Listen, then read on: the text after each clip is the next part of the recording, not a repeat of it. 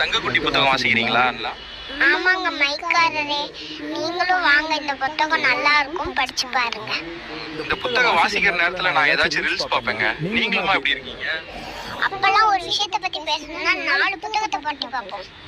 அறிவு தெளிவா இருக்கும், வார்த்தையில கண்ணியம் இருக்கும். ஆனா இன்னைக்கு உலகம் கைக்குள்ள வந்துருச்சுன்னு நினைக்கிறோம். ஆனா உண்மை என்ன தெரியுமா? இந்த மொபைல் ஸ்கிரீன்ல வரக்கூடிய வெளிச்சம் நம்ம கண்ணை மட்டும் இல்ல, சிந்தனையும் குருடாயிடுச்சுங்க. காகித வாசம் போனதுனாலயோ என்னவோ தெரியலீங்க, மனுஷங்கிட்ட அந்த பாசமும் போயிடுச்சு, பேச்சும் தடமாறிடுச்சுங்க.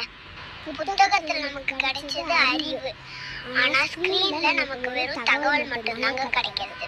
புத்தகத்தை படிச்சுட்டு இருந்தப்போ அறிவாளியா இருந்தோம், ஆனா மொபைல் நோண்ட ஆரம்பிச்சதுக்கு பிறகு வெறும் பார்வையாளரா மட்டும்தான் இருக்கும். அன்னைக்கு ஒரு முடிவு எடுக்கணும்னா அதுல நிதானம் இருந்துச்சு, ஆனா இன்னைக்கு ஒரு கமெண்ட் பண்ணா கூட ஆக்ரோஷம் தாங்க நம்ம கிட்ட இருக்கு. காகிதத்தை தேடுங்க, கதிர்